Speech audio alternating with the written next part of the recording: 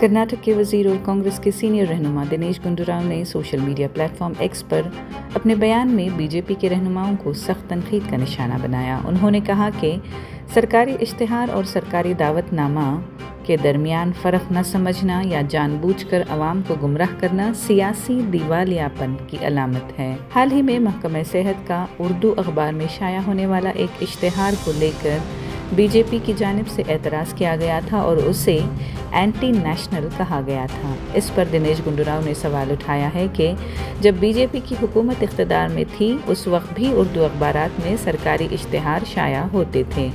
उन्होंने साबिक़ वज़ीर आला BS येडियुरप्पा और बसवराज बोम्मई का हवाला देते हुए कहा कि क्या उनके दौरे हुकूमत में उर्दू अखबार में इश्तिहारात शाया नहीं हुए?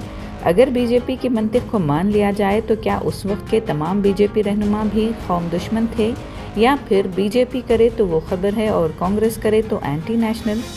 गुंडूराव ने कहा कि ये कोई दावतनामा नहीं था बल्कि अखबार के क़ारीन तक मालूमात पहुंचाने के लिए उस ज़बान में इश्तिहार दिया गया था जो कि हुकूमत का मामूल है।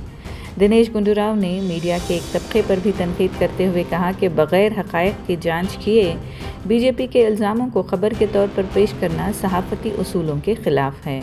उन्होंने मीडिया से अपील की है कि वो गैर मुसद्दक़ा दावों को फैलाने से गुरेज़ करें।